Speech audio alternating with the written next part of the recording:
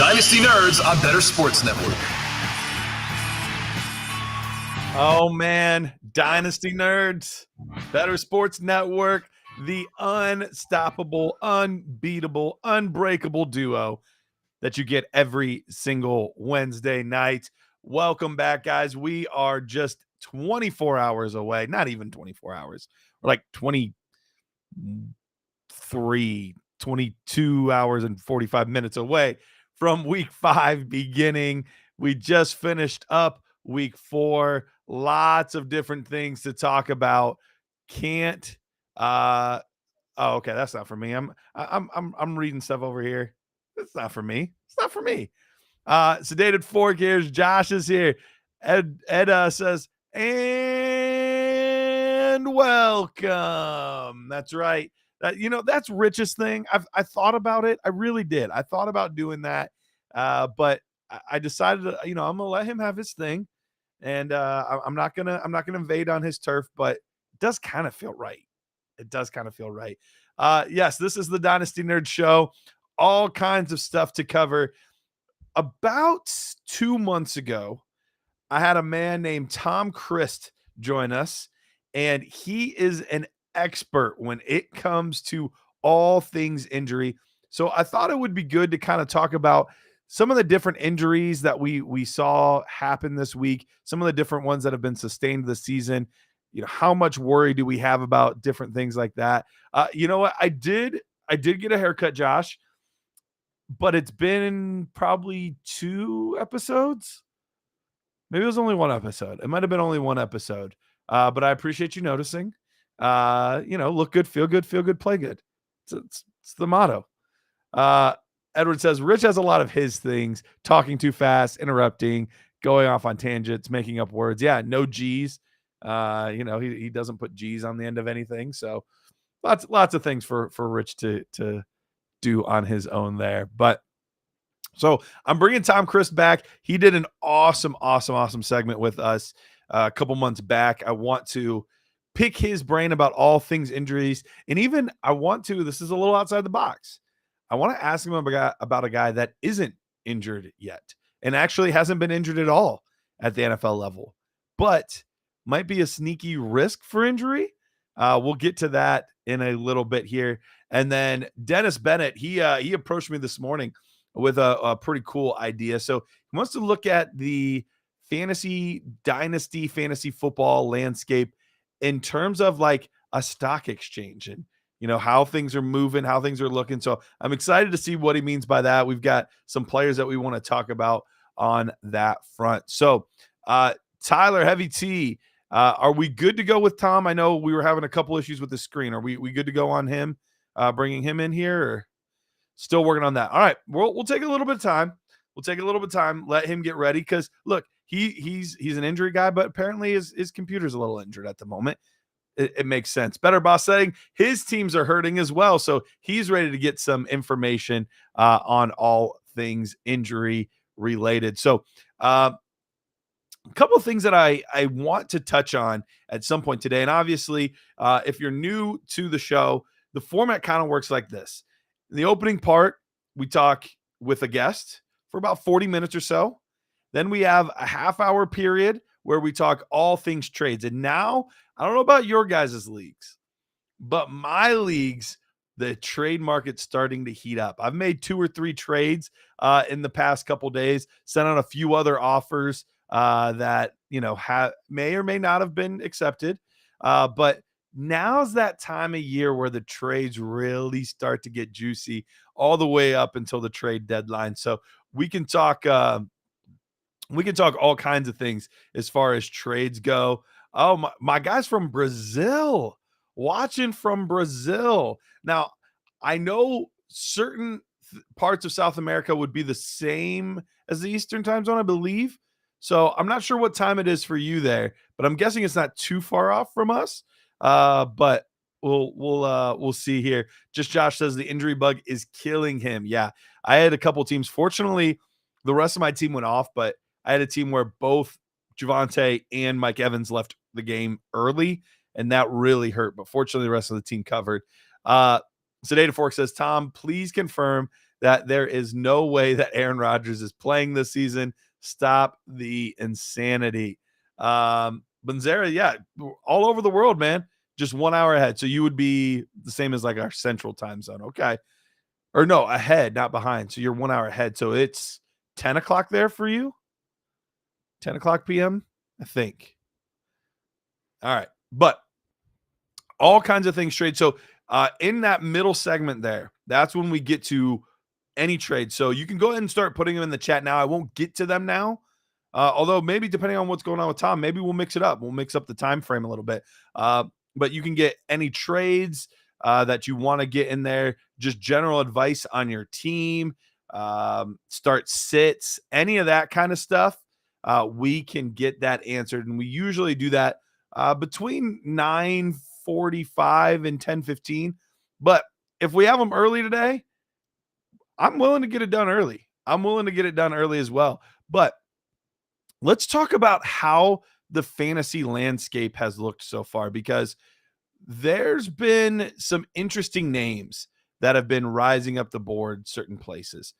One name that we haven't really even talked about it much on the Dynasty Nerds show just yet, but I do think it's an interesting one to talk about. And there's a player that for the past 4 weeks has 3 games of 18 points, 18.6, 18.3, and 18.5 at the wide receiver position that I don't feel like people are talking about. He's currently the wide receiver 16 on the season. Romeo Doubs. Look, we've been talking a lot about Nico Collins, and rightfully so. We've been talking a lot about Puka Nacua, and rightfully so. We've been talking a lot about different players that are rising up boards, but I feel like, and you guys can correct me if I'm wrong, but I feel like I haven't heard a lot about Romeo Doubs. And it's a shame because, yes, I know some people are like, well, the first couple of weeks were a fluke. It was on five targets, and then it was on 3 targets. So he's not getting the ball a lot. Well, these past 2 games, 12 targets and 13 targets. So my thought here is, I wonder if what we assumed was going to be the wide receiver 1 for the Packers, which was going to be, oh, here's my guy, Tom. Tom, Chris, what's up, my man? Sorry about that. I don't know what was going on there. I could hear you the whole time. Hey, it happens. I feel like there was a stretch there where every other week Dennis's computer didn't work. So it happens. We're used to it here. We just adapt and adjust and move on. So Awesome. absolutely. Well, thank you again for joining us. We had you on probably about 2 months ago or so. It was before the season started. I know that. Yeah, sometime preseason. We had you on, and I was talking to somebody the other day, and I was like, Tom did a fantastic job. It was a great segment. Definitely want to have him back on again. And I'm glad that you reached out. We've been talking a couple weeks now. I thought this was a good week because we've had a lot of interesting injuries. We've had some guys that we believe are going to be shorter term injuries. But I know that sometimes even those shorter term injuries can be a little more difficult to adjust for in fantasy and know who to start, who not to start. But I wanted to start off one that I sent you a message about. And it's a guy that's actually not injured at all yet. In fact, he's been playing fantastic. An upside rookie that I really, really like. His name is Michael Wilson, wide receiver for the Arizona Cardinals. Now, the reason I bring him up is part of the reason that nobody knew much about this kid going into the draft process is because he missed so much time over his career due to injuries. So, as someone that has a lot of Michael Wilson over all of his dynasty teams, and so far is rewarding me for it, should I be looking to sell high on this guy, or should I just let it ride based on what you saw in his medical history? Should I be concerned? Yeah, so right off the bat, the things that we need to consider from the medical literature is risk factors for injury, and there's 2 that stand out. There's numerous, but there's 2 that stand out as the 2 biggest risk factors for injury, and it's age, which he's a rookie, so that is not a problem for him. Right. And it's prior injury. Now, when it comes to prior injury, that alone is a risk factor itself, but really we need to break that down a little bit. What were the prior injuries? So if we look at Wilson's history, he had a Jones fracture, which is a fracture like a foot fracture, that 2 days after being cleared, he fractured it again. So likely, and that was originally in 2020, and I think that the second injury was in 2021 or some short period of time there. With that, when you're coming back from that injury, that bone fracture, the bone is not 100% strength as it was prior to injury. Typically, if you're returning, I mean, if it's a year later, yeah, it probably is. But within a couple weeks or a couple days in his case, it was still not quite 100%. So that's where some of that increased likelihood of it fracturing again occurs, especially with it being 2 days later. Now, with that being a foot injury, sometimes that can alter things mechanically. That can be a problem down the road. But the fact that he was very, very young when that happened makes it a lot easier to fully regain range of motion, fully regain strength, all that stuff to prevent this from being an issue down the road. Also, with this type of fracture, it's going to take a substantial force for that to break again. Whereas hamstring injuries, calf injuries, ankle sprains, they are much more likely to still be a problem months or years later. Whereas a bone fracture this far out, like he's now, 2-3 years out from it, not a huge concern of mine, especially because he was so young. If he was 30 when this happened, there's a period of time where he's probably in a boot and not really moving that foot much. That could lead to some lingering stiffness that when you're older, hard to get back. But if you're 20 when it happens, not a concern of mine. The other issue he had was a collarbone fracture. Again, a bone fracture, gonna heal fine. That one's an upper body injury, no concern whatsoever. So yes, he's got some injuries on his list, but if you really break them down, none of them are going to have that much of an influence on future injuries as a major high ankle sprain or a major ankle surgery or something like that would have. Well, that's good to know because you see all of this missed time and 5-game season and just all these shortened seasons year after year. You wonder is this guy just super injury prone or was it just unlucky? And so it sounds like it was more just he was unlucky while he was in college. Is that right? That's how I'm seeing it. And he's, like you said, he's playing really well. It doesn't appear to be bothering him at this point. Of course, any player can get injured, but his specific injuries are not ones that would lead me to think that he's at increased risk compared to other injuries that he could have had. Awesome. Well, that makes me feel good because he was one of my late round darlings. But that was always the one thing in the back of my mind where I was like, if he performs well, which I think he could, do I sell right away for a profit? And now it looks like I can wait back a little bit and see if he can really develop into a top 24 type receiver. So excited to see how that all plays out. All right, let's get into the guys that have actually been dealing with injuries. And even the first one that I want to talk about, we're still unclear if there was really an injury here or not. But Jonathan Taylor, he's off the pup now. I remember talking about him with you in the offseason, and you were kind of worried about that ankle. But right away, it sounds like he was a full-go practice. Now, they reported it that way. He didn't actually – they don't have like a full workload until Thursday. But that being said, sounds like things were pretty good to go for him there. Should we be worried at all about this ankle, or does it really seem like this was just more of a contract thing? Here's how I'm looking at it. I do think it could be a problem. So if we remember when we talked before, he didn't injure this ankle once. He didn't injure this ankle twice.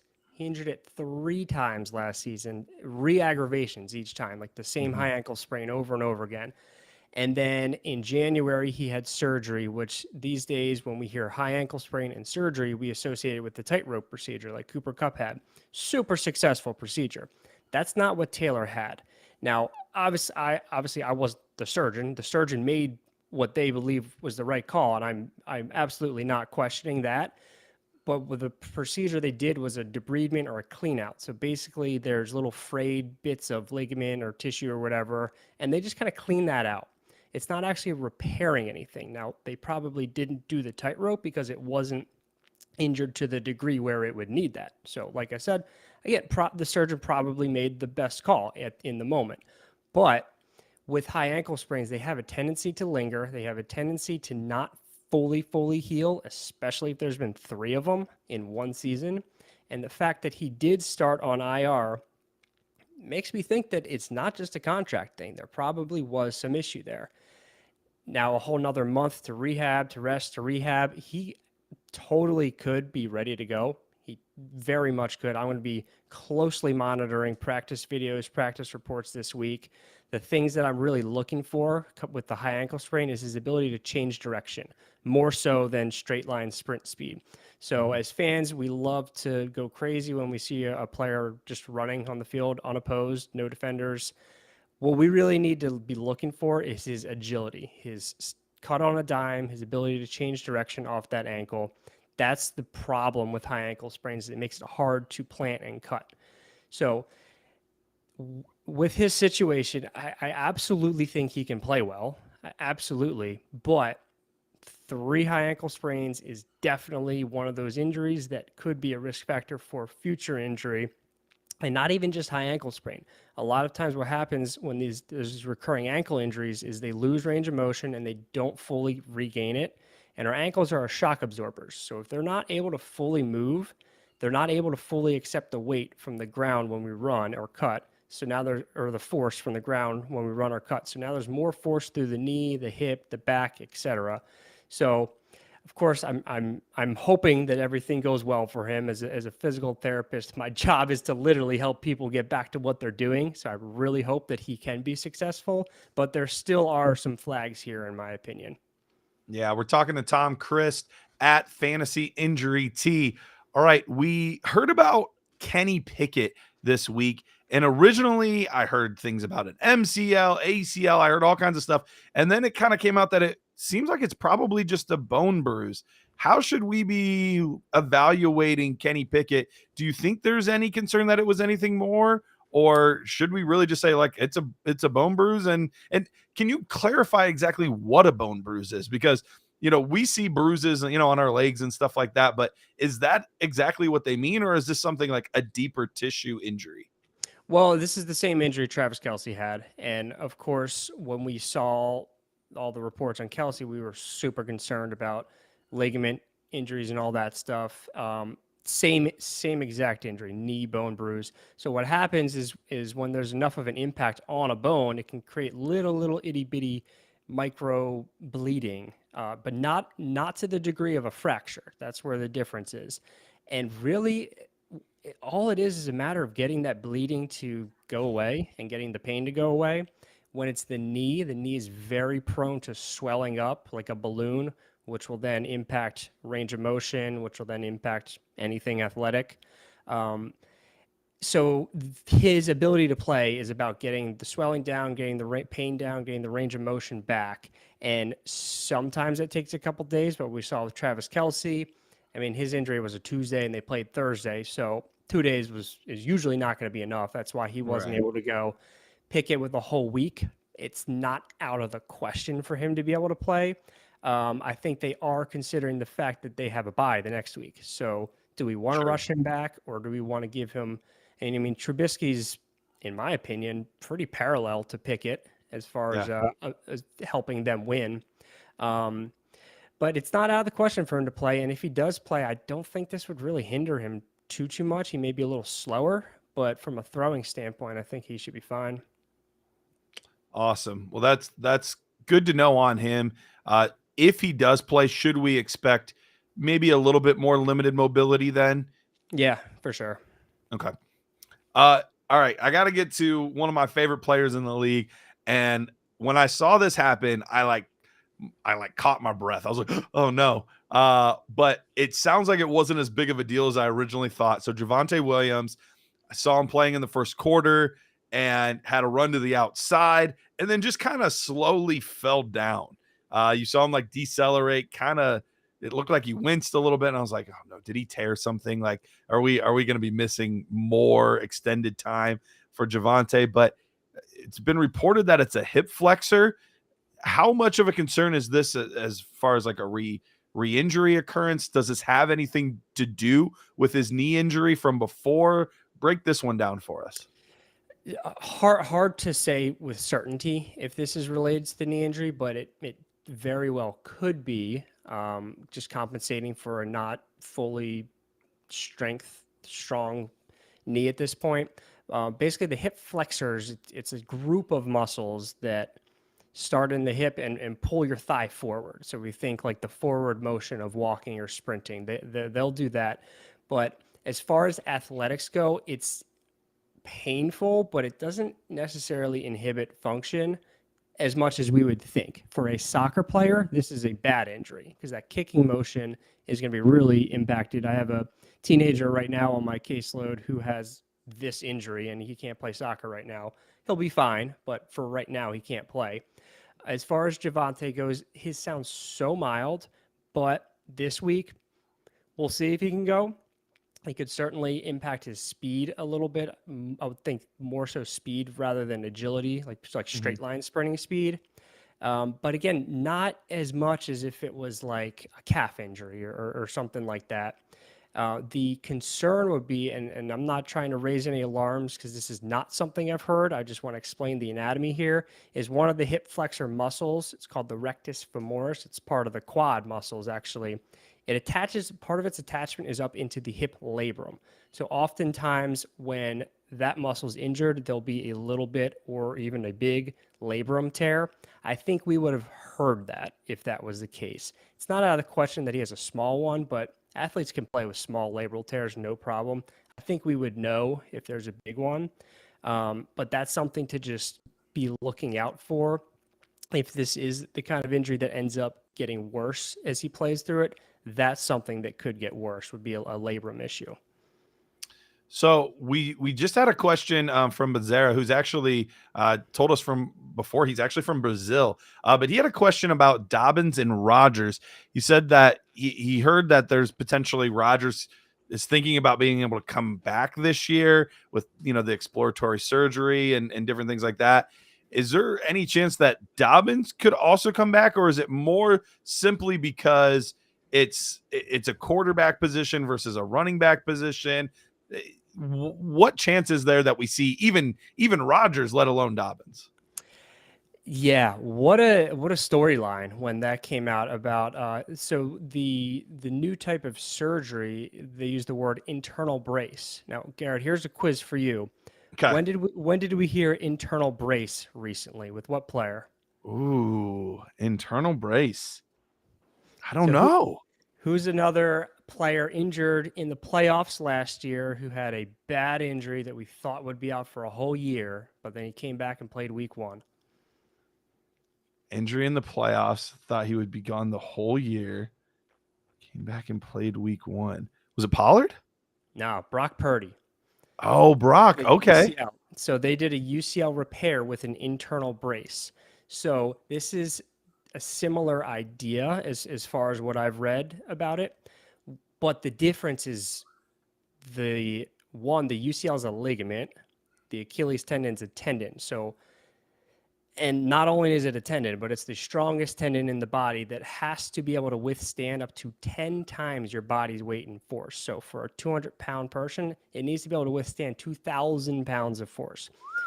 The UCL it needs to take on a lot of force too with the throwing motion, but not quite the same degree. And we saw it took Brock Purdy 5 months to start throwing again after the UCL with the internal brace. I would think that an Achilles with an internal brace would take longer than that, simply because it's weight bearing and it needs to take on so much force.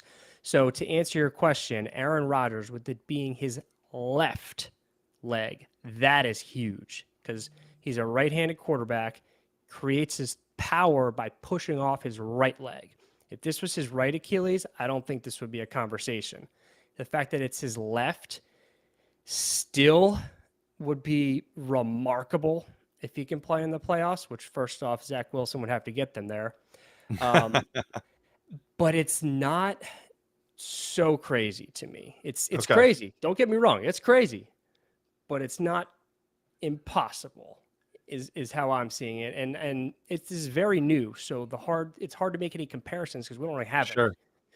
J.K. Dobbins on the other side, on the other hand, it's just I think it's just too much force for a running back to return in that short of a period of time. But for next season, I mean, it's still going to be an uphill battle for Dobbins to be effective next season, but he's got the time. He's got a whole year to rehab, and he's young, very, very high athletic profile, and by all accounts, seems very motivated. So I'm not ready to completely rule J.K. Dobbins out for next year, but I think it'll be very hard for him to be productive next year. I don't think we're going to see him this year at all, though. Yeah, no, makes sense. Couple other smaller ones that I did want to get to and talk about real quick. Justin Herbert, broken middle finger, non-throwing hand. He finished the game with this injury. We're not too worried, right? No. If it was his throwing hand, we'd be worried, but it's not. He's got the bye this week too. I imagine that they'll have that sucker taped up or splinted or both. The only concerns are, can he take a snap, which they'll probably just go shotgun predominantly, and defenders are going to be swatting at that thing. So will he be able to not fumble with contact? But throwing, not a concern at all. We've had two big time running backs that fantasy managers are missing sorely, I'm sure. I know I am in a couple teams where one of the teams actually have both of these guys, Austin Eckler and Saquon Barkley. Both have missed a decent amount of time. Any news on either one of these guys once they're back? Is it the kind of thing where just plug them right in, or would you even have some concerns once they get back? So both high ankle sprains. In order to answer that question, we got to dive into what is a high ankle sprain. So with our ankle, we have two shin bones, tibia and the fibula. They run parallel to each other. They're connected by really, really strong connective tissues. With a high ankle sprain, these bones get separated from each other, and that connective tissue gets injured. The severity is going to determine like how far away they get separated from each other and how much injury to that connective tissue occurs.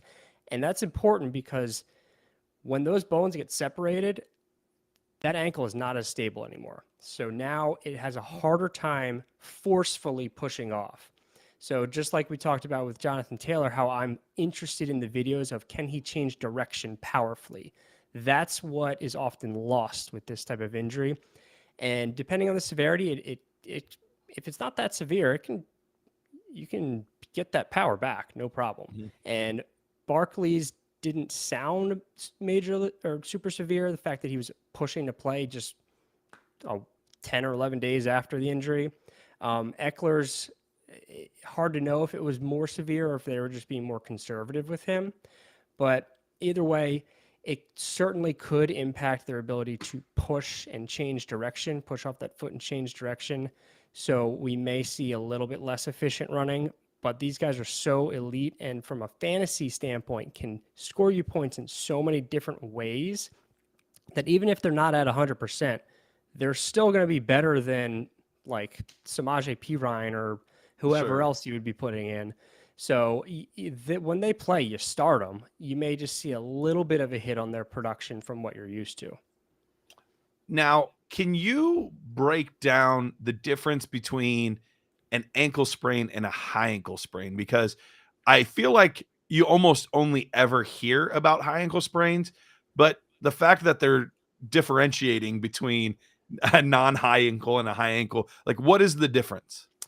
It's the tissues that are injured. So like I said, with the high ankle sprain, it's the tissue that connects the tibia and the fibula, those two bones. And then there's some smaller ligaments that kind of wrap around them together.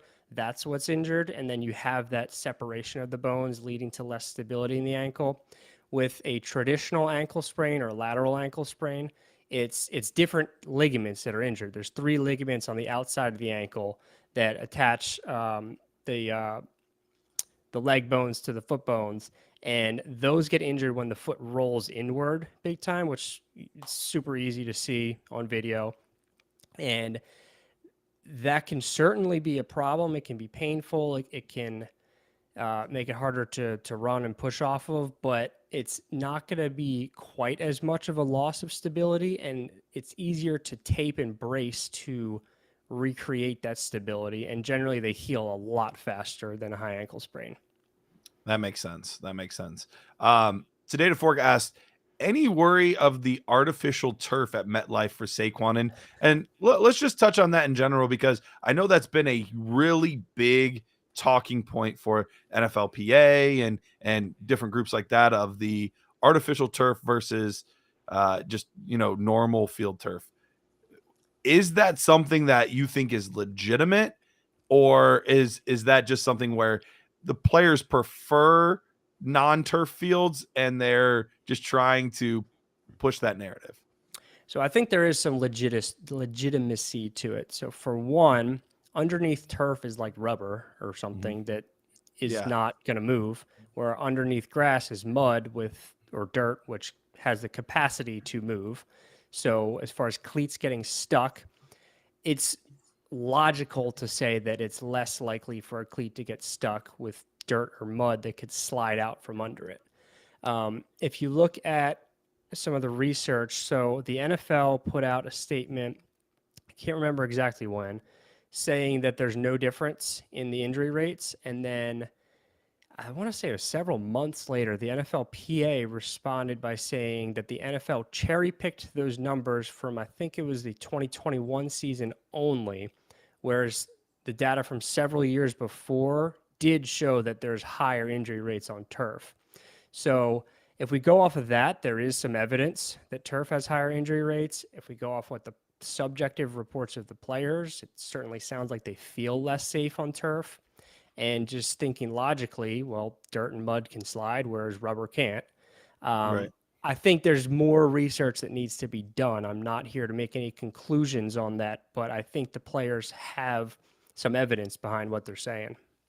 Yeah, I think it is a really interesting conversation.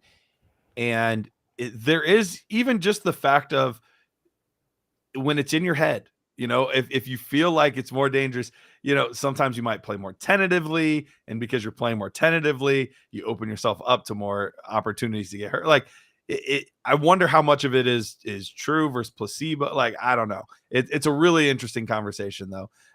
Couple of other guys. I know it's not as big of injuries, but I do think it's interesting to talk about. Two guys specifically that we heard about a hamstring injury this week.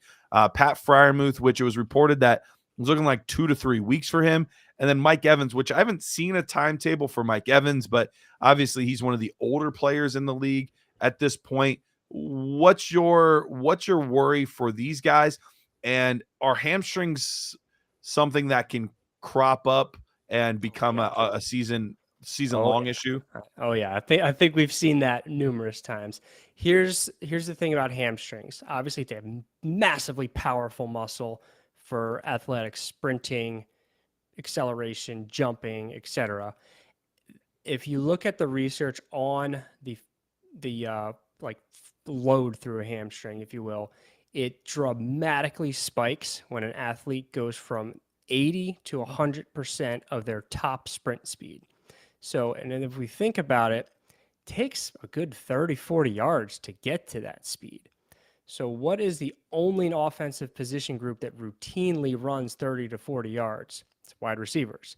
That's why this affects them and defensive backs the most, because they're running far enough to get up to that peak speed where a hamstring is maximally stressed.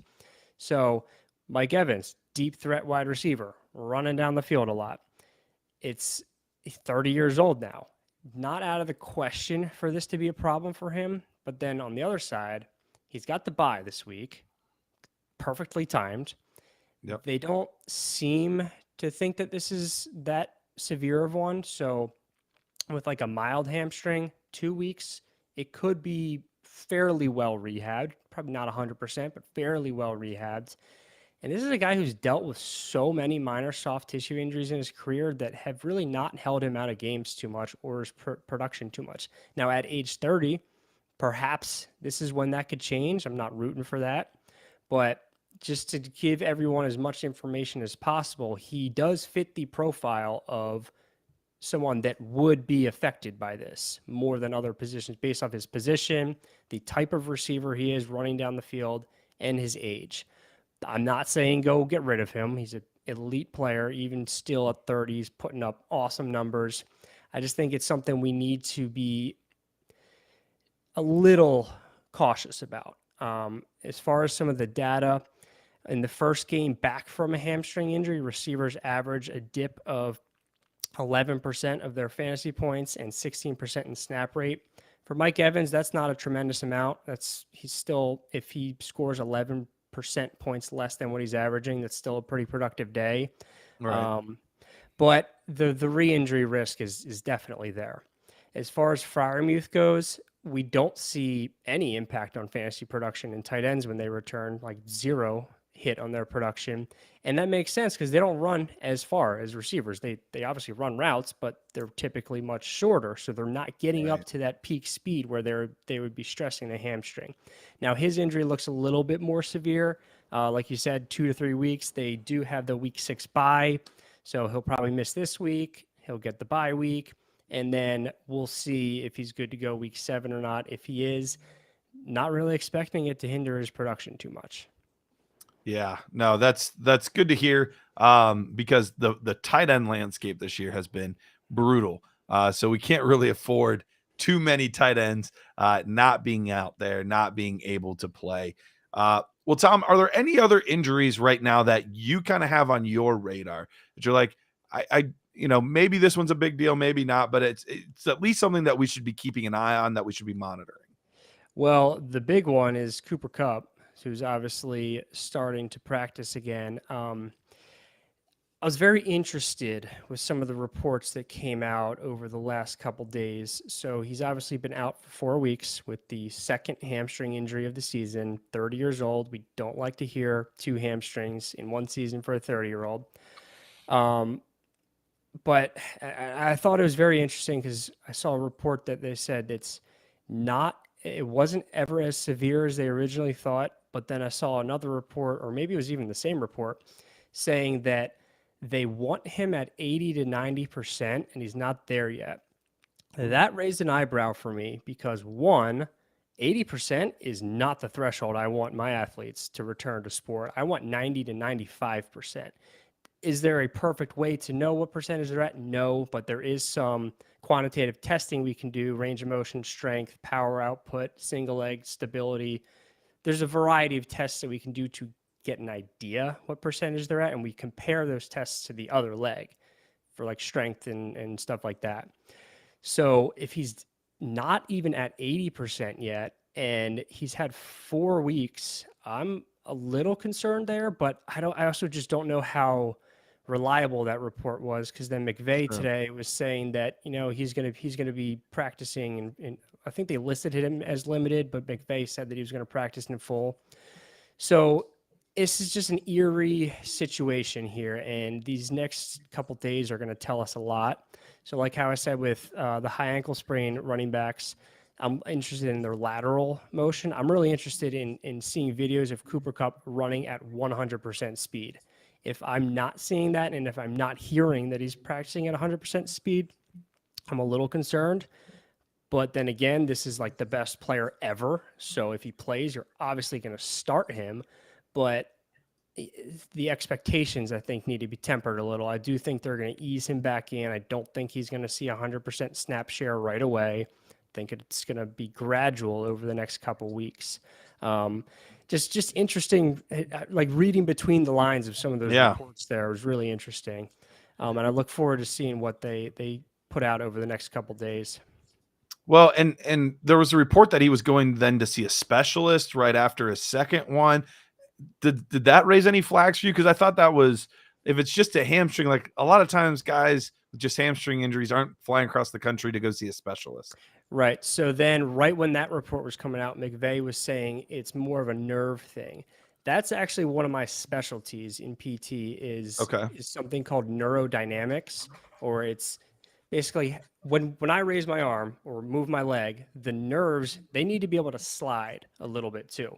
It's not a tremendous amount of motion, but it's like a couple inches of motion of the nerve. What we see sometimes, a lot of times actually, and I think this is highly missed in athletics, is sometimes the nerves in the legs, the sciatic nerve is the big one, and then it branches into various other nerves. If that's not moving well, it runs the risk of tearing. If you swing your leg, like when you're sprinting, when your leg goes way forward, if that sciatic nerve is not moving well, it runs the risk of tearing. The body knows this. It subconsciously knows this, and it will not let that happen. So it will sacrifice the hamstring over and over and over and over again to prevent that nerve from tearing. So that I believe that is what McVay was talking about with the nerve thing, and I wonder if that's what he flew to Minnesota to see the specialist about. Again, that's something I'm highly trained in. That I do this nerve stuff all day long with people. It's very commonly missed because it really takes a lot of training to understand. Like, I was fortunate that I sought out continuing courses on this nerve stuff that a lot of people don't. So I believe it's highly missed, especially in these players that have recurring hamstring injuries. Well, and that's something that Darren Waller was talking about as well a few weeks back, correct? Exactly. Yeah. Interesting. So you said, so say this again, because I want to make sure I'm understanding it. So the nerve does not want to tear, so it's going to sacrifice the other ligaments in order to make sure that it doesn't. So when your leg comes forward, the nerve needs to glide downwards. When your leg comes forward, if it's like, if your knee's straight, like when you're running, the hamstring is getting stretched there. So the body, the subconscious body, I don't know if it comes from the brainstem or the spinal cord, somewhere, it's a reflex that our body subconsciously knows when a nerve is getting tension beyond its capacity.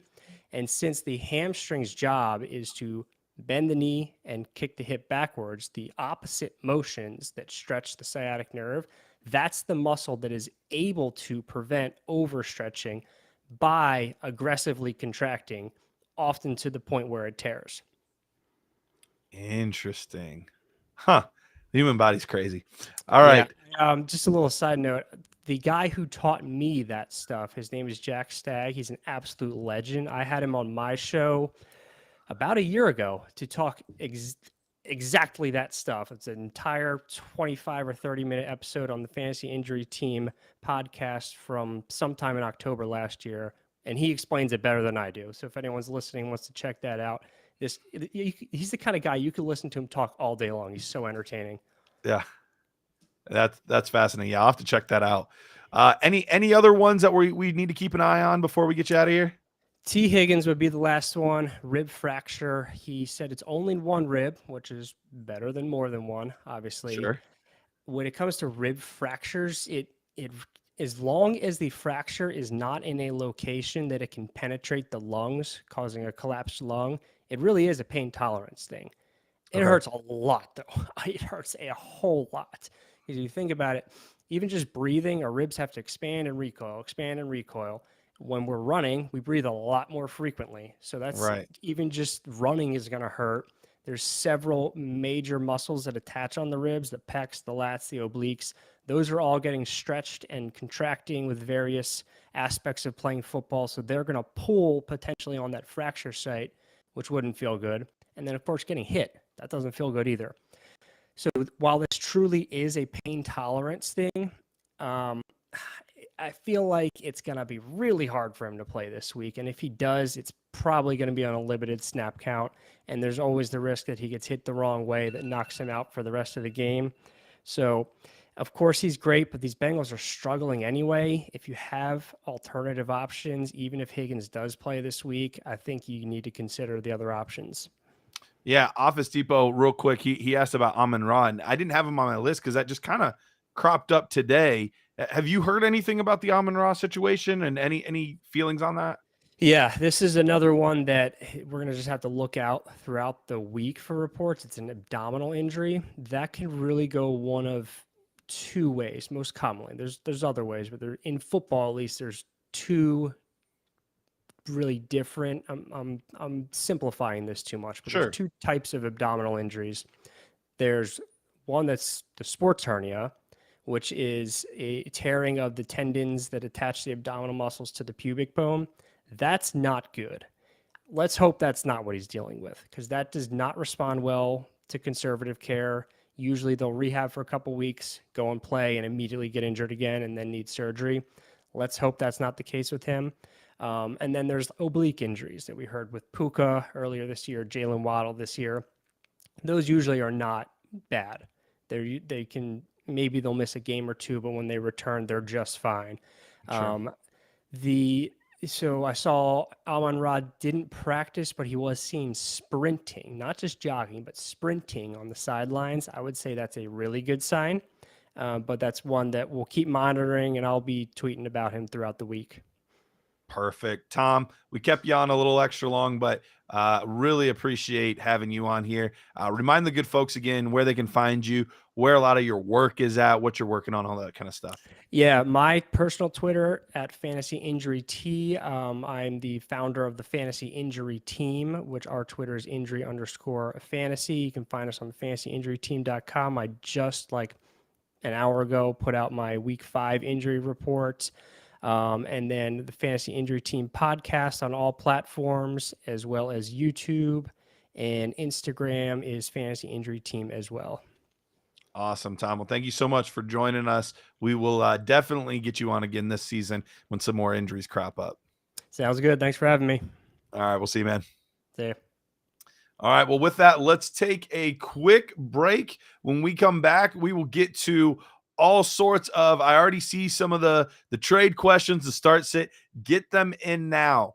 Get all those questions in now. I'll start at the bottom. I'll work my way up through the comments, make sure we can get to as many of those as we can, and we'll do that when we come back.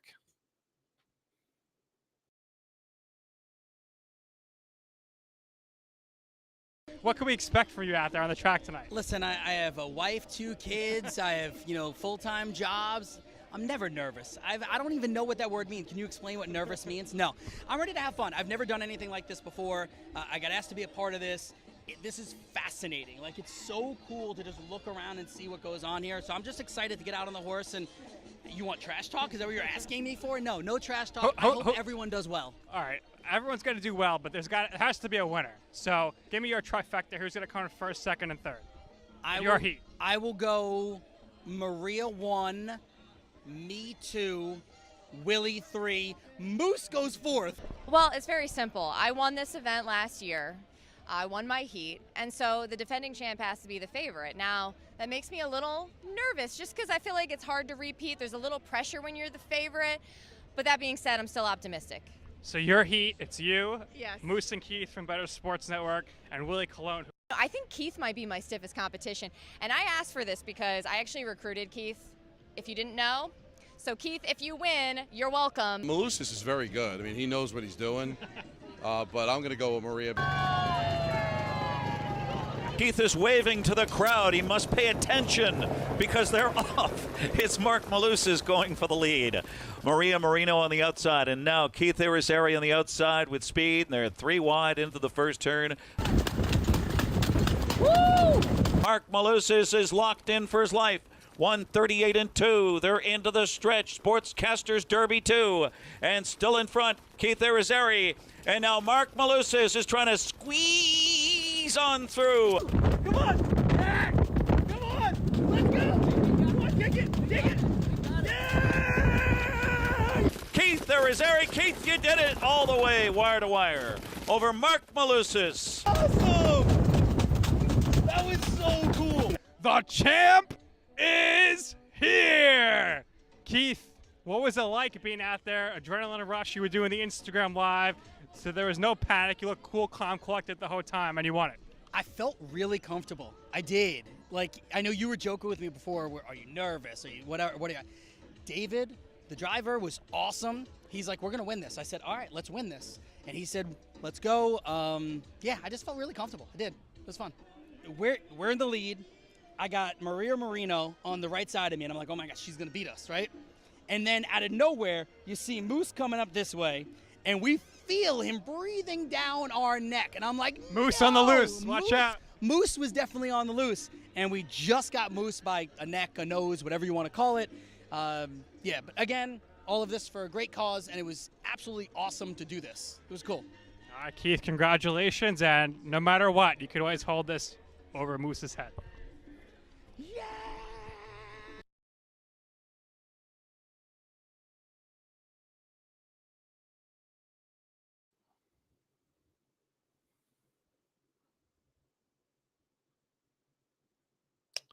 All right. No music. We don't need music. We don't need it. It's overrated. All right, guys. Welcome back. Dynasty Nerd Show here on the Better Sports Network. Do want to remind you guys about the Fantasy Alarm All Pro subscription. That's right. The All Pro. This isn't just the basic. This isn't just like the all rookie team. No, this is the All Pro subscription. You can get a 7-day free trial of Fantasy Alarm's All Pro subscription. You can do that by going to fantasyalarm.com. That's fantasyalarm.com. You can try it out, see if you like it. If you don't, it was free. If you do, it was free. Even better. All right. So make sure you guys go check that out. Fantasyalarm.com. All right. Let me scroll down here. Make sure I don't want to miss any trade questions, start sits, anything like that. Let's see. All right. Here's the first one, I believe. If I miss one, let me know. Tanner Wilson asks, would you trade Nico Collins, Jamison Williams, and Jake Ferguson for CeeDee Lamb? I'm a rebuild team, 1 QB, non-tight end premium. Also have Dotson, Waddle, and Olave on my team. I really like Nico Collins a lot. We talked about him a couple weeks ago on here, and that's already looking like an underpay, where Rich Dotson and I were talking about I would give a late first. I would give a late 24 first to get Nico Collins on my team. So really like Nico a lot. Jamison Williams has a very high ceiling, but it's not very often that you are able to get a receiver of CeeDee Lamb's caliber, especially for a bunch of guys that, as much as I like a lot of those players, have not proven it over a consistent period of time. So I would do that to get CeeDee Lamb. I think he's that much of a difference maker. And now if you have him and Waddle and Olave starting each and every week, and then, Jahan Dotson in the flex, you're looking pretty solid there. That's a really good beginning core of a rebuild team. So well done. I would do that to get CeeDee Lamb on my squad. All right, Nathan Park says, what would you do with my team? 0.5 PPR, 8-team, 3 wide receiver, 2 running backs, 2 flex. I have Mahomes, Kelsey, Brees, Monty, Devontae, Ayuk, McLaurin, Saquon, James Cook, Shaheed Hunt, Godwin, Deshaun Watson, and Jacoby Myers. You do get return yards in this league. Okay. So in an 8-team league, it sounds like it's still 1 quarterback, 2 running back, 3 wide receiver, 2 flex. So you've got Kelsey at tight end. I'm assuming, unless it's simply just flex. So let me know if it's not just flex, because I know there are some leagues that are switching out their tight end position for another flex option. But assuming that, you've got the top tight end and the top quarterback. Brees and Montgomery to go along with McLaurin and James Cook. That's a really good running back core overall, but it's an 8-team league where the worry comes in is potentially the wide receiver core. I don't know in an 8-team league that there's great depth here. Obviously, Devontae, Ayuk, and McLaurin, even in an 8-team league, that's very solid starting wide receivers. But it sounds like Chris Godwin is your only true depth. Jacoby and Shaheed, you could start at any point. But I think this is a team that could probably be competing for a title when you have, some elite players like Mahomes and Kelsey. You're always in it. But I'd be curious to hear what your record is, because right now I think this is a team that I'm pushing for a ship. I'm pushing to see if I can win it all, because I do think you probably have enough there. Fantasy Football Addict saying good evening. What's up, my man? And then somebody else earlier, Valvez BTW said, what's up? How's it going? Hopefully you guys are still in here watching and get a chance to say hi earlier. I apologize. Didn't want to cut off Tom. It was too good of content. Didn't want to cut him off. Sedated Fork says, I have a ridiculous bye week problem. Super flex, and I can't start a single quarterback. I also have the flex position that I have to start Justice Hill. Seems impossible to compete. Take the L ? Wow. That's tough. I'm always willing to throw out there and see, is there a team like Mitch Trubisky is a perfect example. Can I give 2/3 to get Mitchell Trubisky so I can at least have a starting quarterback? Because on a contending team, each win matters. It could be the difference between not having a bye week and having a bye week. So if I can give 2/3 to at least get myself a starter this week, I would do that. Maybe you could give a late second and get Desmond Ridder. I would see is there somebody that is just probably a bye week fill-in type of player, or a guy's injured or something. But I would do that to try to make sure that I'm not just automatically taking the L. Now, I'm not overpaying. I'm not going out there and just, throwing a bunch of stupid picks at a position and then I don't need them the rest of the year. But I would just kind of peruse other teams and see if there is a 1 week, 2 week fill-in type of guy that I can get on the cheap. Brad McCoy says, should I trade Nakua for Mike Evans? That feels like a true rebuild versus contender question. Now, you can make the argument that Puka Nakua is good in either situation, but I am worried about Cooper Kupp coming back. And I talked about it on the Dynasty Nerds podcast last night. As long as he's in the situation without Cooper Kupp and with Matthew Stafford and Sean McVay, nothing to worry about. He's going to be at the worst a wide receiver too. He's going to be amazing. But I do wonder once he comes back, or if something happens to Stafford, or Sean McVay decides to retire and hop in a booth like has been rumored on multiple occasions, what happens then? Because I haven't seen every snap, so I'd like to spend some time going back and looking at it. But he strikes me as the kind of guy where he's a good player, but he's taking advantage of a really good offense. Remember a couple of years ago, Justin Jefferson talking about Kevin O'Connell, who was the offensive coordinator for the Rams, saying, man, this is how Cooper Kupp got open so often. This offense is amazing for scheming guys open. And it makes you even wonder then going back to Robert Woods. Robert Woods was not good in Buffalo. And then all of a sudden, he's like a really good wide receiver. Is it because he was actually a really good wide receiver? Or was he just a solid player that got schemed open a lot? And I think that's something that this offense can do is it can scheme receivers open. Right now, he's their top receiver. And so they're going to do everything they can in that offense to try to scheme him open. So for me, Nakua is a sell high. But if you're in a rebuild or you're a middle of the road team, I would rather just keep the youth. So it kind of depends where you're at. All right. Let me keep going. Sedated Fork said next time Tom needs a PowerPoint. It's not a terrible idea, actually. All right. Banzera says T. Higgins price check. My team is in a rebuilding mode. I have Chase, Dotson, JSN, London, and Judy. 324 firsts, 225 first. So you're in a great spot for rebuilding because you have a lot of good young receivers and you have a lot of draft picks. So you're in a great spot. I'm not sure if you're trying to get T. Higgins or you're trying to move on from him. But right now, price-wise, you're probably having to give right around 2 late firsts, if I had to guess. If I am in a rebuild, I do not want to pay those first-round picks to get T. Higgins, especially since I already have guys that are starting caliber. Now, if you were trading away T. Higgins to get 2 firsts, I might be willing to do that, especially if it's in a super flex, and that would help get me towards the top of the draft.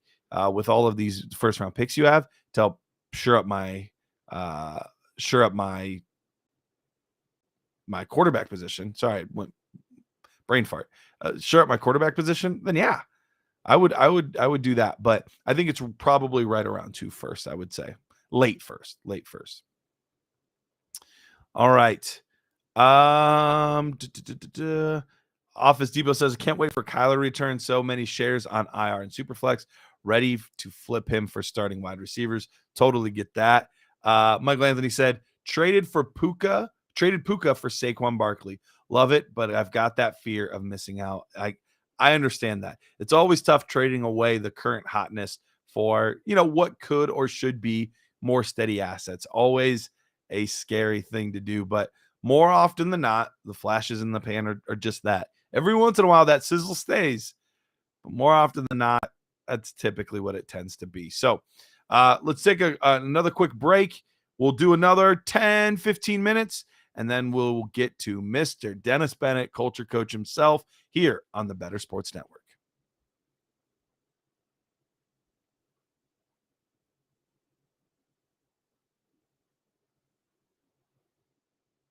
Maybe not. Maybe we won't go to break. Jake Ferguson, I think, is going to be one of the biggest frauds in fantasy, to be honest. I'm trading Jake Ferguson in Dynasty for anything right now. I'm trading him in redraft if somebody will take him. He scored the touchdown on a 1-yard play this week, but this guy, last week, he played 75% of the snaps, only ran 50% of the routes. This week, we were hoping that would change.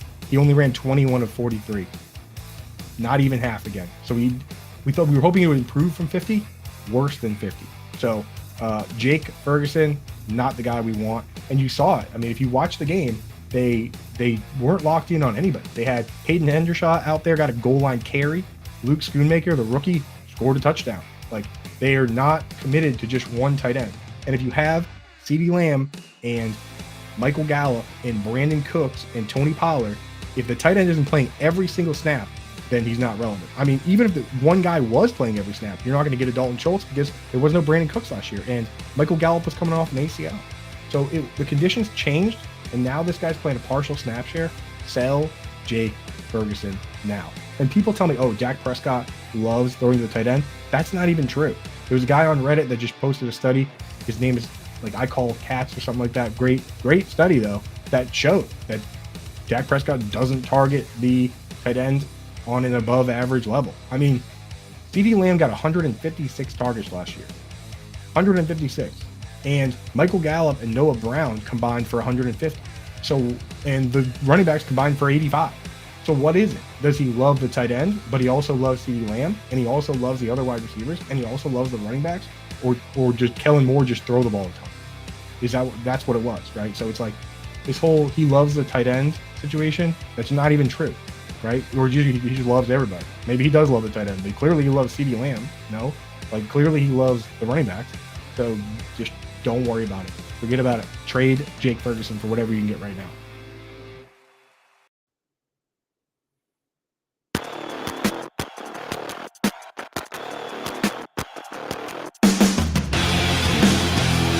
All right, we're back. To a few more questions here. Maybe if we have some time, I got a couple other little nuggets. I always plan a couple little extra nuggets, right? Just in case, there's some lulls. I always want to have extra things to talk about. So I got a couple extra little things that we could touch on, could talk about if we have the time to do so. But if not, I would love to answer any and all trade, start sits, any of that kind of stuff that you guys have for me this week. All right. Just Josh says, T-Law or Lamar long term? This is a really interesting question because both players we've seen their peak be a little bit higher as far as their value goes. So I think both guys their value's a little lower than we might have seen at other points in their careers. Trevor Lawrence, it would have been off season, was probably as high after the playoffs and all that, but he started the season pretty slow. The Calvin Ridley thing hasn't really boosted his numbers like we would have hoped. Lamar Jackson, he is coming off a big week, but he's had some other games where it's been and so many injured seasons in a row to end the year that we've seen his price drop a little bit. So these are guys that we're looking at as quarterback 7, 8, 9 range in most super flex leagues, maybe as high as 6, but somewhere in that 6 to 9 range in your super flex leagues. I'm going to go with T-Law. Reason being, one, he's younger. It's not a drastic amount, but you got an extra 3 or 4 years with Lawrence. So I would rather have the years. Give me the extra years. Then on top of that, you add in, he doesn't have the injury history that Lamar has. So between those two things, I think that's what puts it over the top. Are there going to be higher ceiling games for Lamar? Sure. And even maybe season long has a higher ceiling, but career-wise in Dynasty, give me the safer asset, and I think the safer asset is probably Trevor Lawrence. Q's, if I'm pronouncing that correctly, 43 says Christian Watson price check. Yeah, he's one that we haven't seen much this year. He's only played one game with the one against Detroit in prime time. Made the one big catch, but other than that was pretty quiet the entire game. Right now, he is down a little bit in value, and I was touching on Romeo Doubs earlier in the show with how good he's been, and there's a question that he could potentially be now Watson's the 2 and maybe Doubs is the 1. So it's going to be interesting to see how that plays out, and it would make sense. Christian Watson spent a lot of time with the first team. Doubs not as much, but that would have meant he was spending a lot more time with a guy like Jordan Love last season. So they probably had time to build a rapport a little bit more so than Christian Watson. All of that being said, I think I can't imagine you would be able to acquire Christian Watson for any less than a first. I think at this point, whoever had him remembers the good run last year. He's still a young player and has the shot to be the number one weapon in this offense, at least from the wide receiver position anyway. So I would have to imagine it's probably right around that first. And I struggle with whether I would buy for that price because there's part of me that does worry. Was it just a few games? How's he going to look with Love? All that kind of stuff. Is Doubs showing out? But then part of me remembers, man, that ceiling is pretty tantalizing. So I think a first, mid to late first there is probably the right range for him. Sedated Fork says, I have a team that we drafted 24 picks. I am clearly going to be struggling to compete this year. Which of these running backs are you trading away? Achane, Gibbs, Pacheco, Brian Robinson, Mostert. In a rebuild, I'm willing to trade any running back, even Gibbs and Achane, even though they've looked amazing. In a rebuild, I have no problem getting rid of any of them. But I think Pacheco, Brian Robinson, and Mostert are must-sells for a rebuilding team. Pacheco, we don't know how long he's going to have as the guy. Same with Brian Robinson. So even though they're younger in their careers, or only in their second NFL seasons, they're not the profile of a guy that you would expect to be a 6, 7, 8 year guy. They're the hashtag 2 to 3 year windows, as Rich likes to talk about. So I would not hesitate for a second to trade them. And Mostert's 31 years old. So he is not going to be helping you in a year or two when you're ready to really compete once again. So I would for sure be moving on from the other three, but put out feelers for Gibbs and Achane. Somebody might blow you away. And if you get an offer that you just can't refuse, I would much rather build up my quarterbacks, my wide receivers, and my tight ends, and then figure out my running backs last. I'm not saying you need to give them away. They need to pay market value and then some probably. But if somebody's willing to give you what that costs, I'm willing to move on from those two players. Office Depot says drafting a lot of Trevor Lawrence at the quarterback 6 this preseason over Lamar and Fields. Tanner said he asked a question earlier, but to have to ask one more. Absolutely. That's totally fine. What about Nico for London on a rebuild team? Ooh. This is one of those where even saying it feels wrong. Like, oh yeah, I should trade Nico for London. Like, no, that feels wrong. But when you really break it down, they're both young. One's 23, one's 24. So they're both young wide receivers. Wow. It feels like I should not be struggling with this, but I'm really struggling with this. For what it's worth, Heavy T, and he's an Atlanta Falcons fan, and he's saying keep Nico. And I gotta be honest, I'm kind of, could I really take him ahead of London? Because I do think London's the slightly better player. So I feel like this could be a little short-sighted. But I would see if I could get Nico plus. If I can get Nico plus, I'm definitely doing it. Straight up.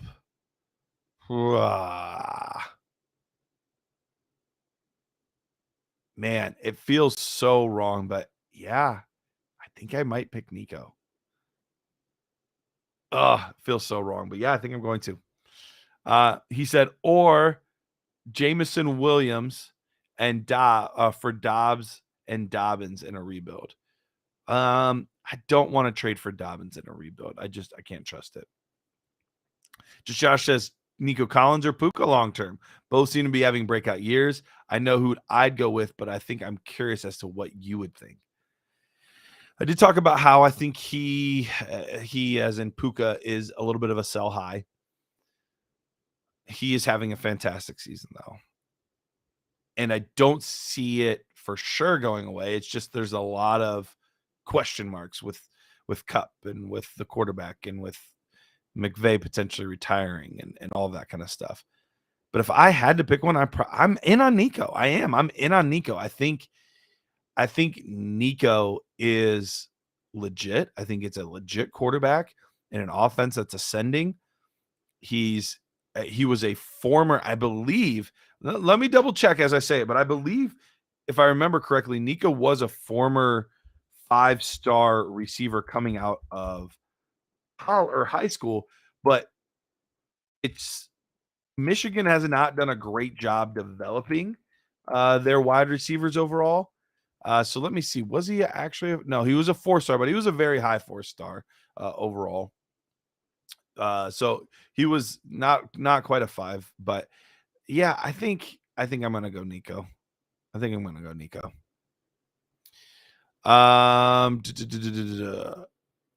Let's see. Alfazibo said, "Are we starting week 5? Watson or Dobbs?" Ooh, I think I'm starting Dobbs. I am. Watson's come back slow. He was on a pitch count. I think I would start Dobbs. I think he's got the targets right now. So give me Dobbs if I'm having to choose between those two guys in my starting lineup. All right. Last one, and then we'll take a quick break before Dennis Bennett joins us. What are your thoughts on guys like Pickens, Hollywood, Burks, etc.? I'm a real builder, and these guys are all at a great price in my league. Would you be comfortable floating out a late first for any one of them? I would for Hollywood. I'm not a huge Pickens guy, but I'd get it. Burks, I'm not sold on Burks. I'm not sure on Burks, but yeah, I would do it for Hollywood and Pickens. I would for Hollywood and Pickens. Tanner said, not sure if you answered, but would you take JMO over Dobbs in a rebuild? Love the upside. I would. I'm probably going to be a little more risk averse. No, I'm taking JMO. With a later, guys that we're talking about as like wide receiver 3 types, give me the upside. So I'll take JMO. And if I fail, I fail. But I think I'd rather take the upside. So let's take a quick break. We'll get Dennis Bennett on here talking about looking at these players, their forecast moving forward, some interesting names, some stock watches on some players. Excited to get into it with Dennis. We'll be back in a moment. the Bears have to be one of the most inept franchises of any sport I've ever seen in my entire life. And they share the city with the White Sox, who are also inept. Like, that is how bad the Bears are. I just don't understand how you can go your entire existence and the quarterback that wins you a Super Bowl is Jim McMahon. You couldn't find anybody else. They don't have a good history with quarterbacks, and they let him be the quarterback for a long time too. Deshaun Watson and Patrick Mahomes right there. And you drafted Mitch Trubisky. They were right there. I there's a lot of pain in being a Falcons fan. The Bears are one of the teams I could argue they might have it worse, and they have a Super Bowl. And when the best quarterback in the past 50 years is Jay Cutler, you have a problem. That's so funny that you just said that. We were talking about Jay Cutler the other day, me and my friend, and I was like, yeah, he was on, because we were watching the Colorado Rockies game against the Giants, and it looked like he was behind the thing. I was, yeah, well, he played for Denver most of his career. We looked it up. Chicago let him be their starting quarterback way too long. Here's the thing too, is that Jay Cutler wasn't bad. Like, he was erratic. He wasn't terrible, though. The poor man's Brett Favre. I'm taking him over Justin Fields. I'm sorry. I would. But yeah. Jay Cutler led that team to an NFC title game. Yeah. That they lost to Green Bay. But he's gotten farther than anybody else. You want to know who the other starting quarterback was for the Bears in the other Super Bowl appearance they made? It was Rex Grossman. What are we doing out here? It was Rex Grossman and Kyle Orton was the backup. How are you that bad? Bro, like, oh my God. Listen to the top 5. According to Football Reference, the top 5 greatest Bears quarterbacks of all time. Jay Cutler, number 1. I can't believe it. Sid Luckman, who last played in 1950, is number 2. Jim Harbaugh is number 3. Jim McMahon, the Super Bowl winner, is number 4, and he played there for 6 years. And Mitch Trubisky, is number 5 on the list as terms of passing yards go.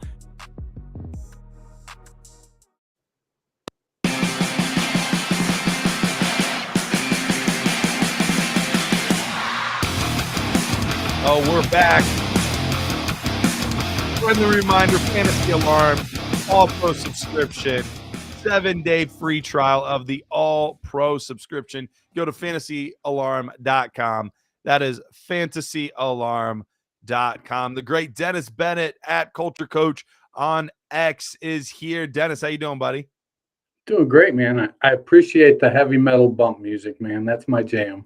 Yeah, you are a rocker through and through. So it's, we was talking with my son today.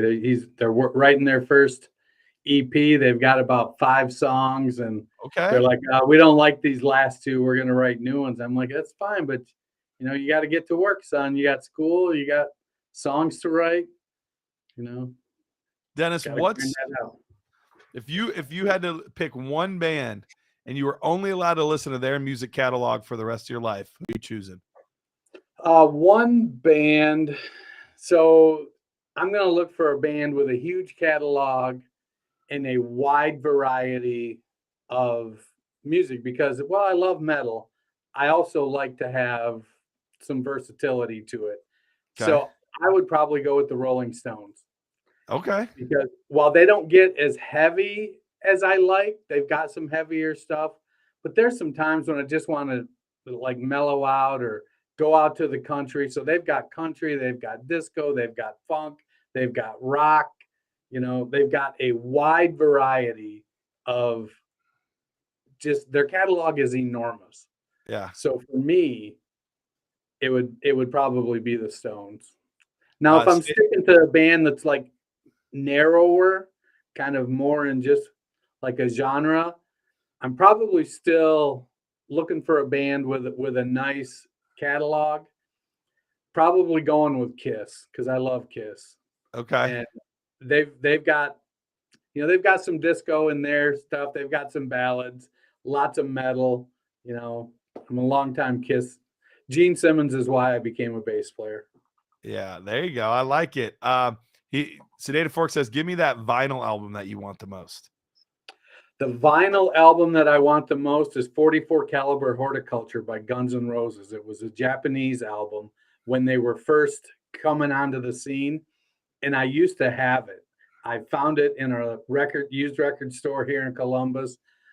I was in my 20s. I was playing in bands and I was collecting records, and I had it. And then, my records all got sold or whatnot. But, that would probably be it, because that has sentimentality for me. Yeah, that's pretty sweet. Edward or Edith wants you to dress up as Kiss for Halloween. Think you could do that? I could probably pull Gene Simmons off. He's getting a little chunkier in his old age. You got the long tongue for it? Not really. Not Gene Simmons long. That's for sure. I got the forehead for it. I can paint the little V here. There you go. I don't have the man bun. I definitely have to wig up. Put those boots on, get myself up there. Gene's he's like 6 foot, 6'1", 6'6", 6'7" with the boots. I'm shrinking, so I'd be like 6'2" with the boots. Hey, still works. Mr. OG Hippo says, what do you think I get for CJ Stroud? He offered 2 seconds. If this is a super flex league, that is not even close to enough. If it's a 1 QB league, that's fine. So it depends if it's a 1 QB or not. But if it's a super flex, at minimum, you're starting with like an early first and a late first. Like you need 2 firsts, one of them being early at minimum. Don't you think, Dennis? Yeah, and in a 1 QB, 2 seconds might even be an overpay in a 1 QB. But Stroud's playing amazing. The underlying numbers are kind of average, but the high level numbers, the yards, the opportunities, he needs to get in the end zone more. If he starts, clicking with the touchdowns, because he's not turning the ball over. And for as bad as their offensive line is, or as depleted as it is, he started the game or the season getting a lot of sacks. The last couple of games, it came down. He's not giving up as many sacks. So, all right, Dennis. Well, let's get into what you put together for us today. And you put together some things about some trends that we're seeing with certain players. You've also got some stuff on like the stock watch. What do you want to get to? What do you want to cover? Because there's a lot of good information here, a lot of interesting thoughts on some of these players. So I'm going to kind of let you lead this, if you're all right with that. You lead the way, and I'll interject. So when I was thinking about trend spotting, it's like we're 4 weeks into the season. And we play Dynasty, so we're looking at trends in season because, we want to win or we want to make the right decisions in a rebuild. So we're looking for this season and beyond. And so the first name I put in there was Russell Wilson. So he's sitting at QB 9 right now, QB 10 and points per game. Russell is notorious as a slow starter. So if you remember last year, what did we were saying through week 4, 5, 6, Russ is a slow starter, don't worry, he'll come around. It's and he didn't. It was until they fired Hackett, he didn't come around. Right. So I'm looking at this year and he's at QB 9. We're at week 4. That feels like he could, if we look at his history, this is where he starts to kick it up. He's in his second year, first year with Peyton, but second year with Judy, second year with Sutton.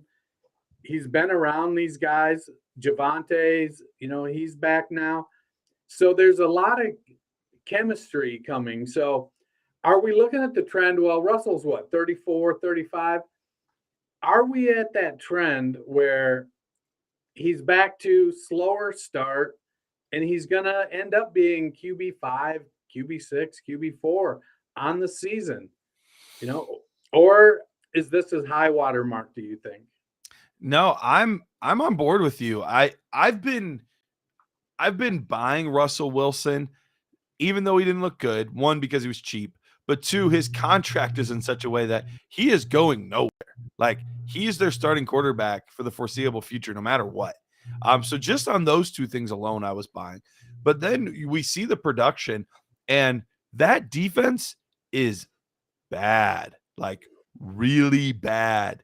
And when a defense is playing that poorly, that's great news for fantasy football, because that means your quarterback is going to be behind often, and he is going to have to throw the ball a bunch to be able to stay in games. So I think that this continues. I think that they're going to have to throw the ball quite a bit. I think he's going to be a very good asset at quarterback for your fantasy football teams. And I'm in on this. Like, I would be at this point. I still think you can buy low, because I'm not sure how many people are really buying it. So I would be into buy low on Russell Wilson right now. Are you in for just this year, or are you in for 2 or 3? I'm in for 2. I'm in for the length of his guaranteed money. After that, who knows what's going to happen. But as far as it's still, 30, 40 million dead cap hit. Yeah, I'm in. Yeah, he ain't going nowhere. Yep. So I'm with you on Russell. The next one was Justin Fields. So he's QB 12, QB 15 in points per game. Horrendous start to the season, just like last year. Yep. And there are 2 schools of thought. School 1, Justin Fields is a terrible quarterback and he shouldn't be playing in the NFL. He's nobody. He's a third stringer, yada, yada. School number 2, the coaching situation hasn't been great. They haven't been playing to his strengths. They need to let him run more. They need to, give him stuff that he's comfortable with. Well, last year, what we saw is he struggled, and then they changed the offense a bit, and he ran a lot. This year, he was struggling, but they've changed the offense, but he's not running. He only ran the ball 4 times last week, but he threw 4 touchdown passes, his first time over 300 yards. He wants to be the first Bears quarterback to throw for 4,000 yards, and he's saying it's not too late. We can do this. So is his trend? Is he trending up? Did they have a come to Jesus talk after Fields called him out in the press and said, "Man, you're not putting me in good situations to make plays"? And coincidentally, they took Chase Claypool out of the mix, and the offense, I don't know if explodes is the right word, but they were certainly more productive. Absolutely. Dennis, did you get to watch him play much Last week? Yeah, against the Chiefs. I watched Or sorry, not the Chiefs, the Broncos. Yeah. I did watch some of it. It seems like he's making okay decisions, but he still had the fumble was terrible. You can't The give fumble up at the end of the game was bad, yeah. But the thing that I came away from that game was the confidence looked a lot different than it did the first couple weeks. He looked like he felt so much more confident. And they was making throws. Yes, some of them were wide open, just blown coverage. But some of those were in windows. And it didn't feel like he was hesitating like he was before, where he was a half second late all the time. It felt like he was anticipating, which is what he was not doing the first 3 weeks. So as somebody that's been team Justin Fields, it didn't take much for me to be like, yeah, I'm back, baby. Yeah. But that definitely helped. Yeah. Some of those throws, when Baker came on the scene, what we saw that first year was he's making the throws Tyrod won't. He's putting it where he expects the player to be in a tight window. And some of those throws for Fields this week were exactly that. I trust my guy is going to be there. And maybe some of that new confidence was, I've already lost Chase Claypool. I know he's running a route, but I don't know if he's going to be where I think he's going to be. So that's one person already out of my mix here. And now I got to, make some chicken out of chicken feathers. chicken salad out of chicken feathers. But yeah, I thought Fields, I got to see him put it together for a couple more weeks, but Sure. I'm certainly not panic selling. No, absolutely not. And like we said, the Broncos defense is bad. So you have to take that into account. But some of them were anticipation throws in tight windows. That doesn't matter what defense it is. If you can make those throws in those tight windows, that's a good sign. Yeah. So the last quarterback I had on here is, in startups, we were looking at Trevor Lawrence. He's QB6, QB7. The end of that second tier, everybody's All-American. Urban Meyer's gone. They got Calvin Ridley. It's wheels up. Well, he's sitting at QB19, QB22 in points per game. And now we're kind of all asking ourselves, and I look at my best ball teams and I'm like, all right, where did I go wrong with Trevor Lawrence? Is it that he's, and we see these quarterbacks come into the league, first round quarterbacks, we see them fail often. So if he does, it isn't like, oh, we've never seen this before, but and I guess he's not failing. He's just not achieving the heights that we thought he would. Right. Is this who he is though? Is he, a mid QB2, low end QB2? Is he going to be able to deliver what we as fantasy managers had hoped? It is interesting, and I've always been a little lower than consensus on Trevor Lawrence. I remember, now granted, this hasn't looked great recently, but I remember talking about Fields and Trevor Lawrence. I have them in the same tier. This was them coming out. I don't think that Lawrence is head and shoulders above Justin Fields. He's not this running quarterback, although he can run, but he's not a running quarterback by any stretch of the imagination. And they did get him more weapons this year, and it hasn't seemed to make a big difference so far. And even last year, I know he improved, but he still wasn't a great fantasy quarterback last year. It was towards the end of the year that things kind of heated up and he looked decent in the playoff game and, that kind of stuff. But so far in his career, he's just been okay for fantasy. He hasn't been great. I think he's better than quarterback 19, but is he quarterback 7 like we've been drafting him at? I'm not sure that's the case either. I think, maybe he's more in the Kirk Cousins range, the kind of guy that's going to be somewhere between quarterback 9 and 13, 14 most years. I think I would feel more comfortable saying something like that. Yeah, because I think a lot of us looked at Trevor Lawrence, and the easy comparison for us was Justin Herbert. They're both 6'6". They're both mobile, can run, maybe don't run as much as they can, but they can run, big arms. But Lawrence just doesn't put the numbers up like Herbert does. And, now we're sitting here, we're 3 years in, and it's easy to write off year number one with Urban Meyer, but, we're 3 years in. All right, let's talk about some running backs. All right. So this one, it's 2 players we're going to talk about because they're on the same team. Real quick, I know they asked some questions. We'll have to see if we get some time to get to the questions. But Dan Edwards acknowledged that my boy Cole Kmet was awesome this week, and I just have to bask in that for a moment because it feels good. Thank you, Dan. Appreciate that. All right, continue, Dennis. No worries.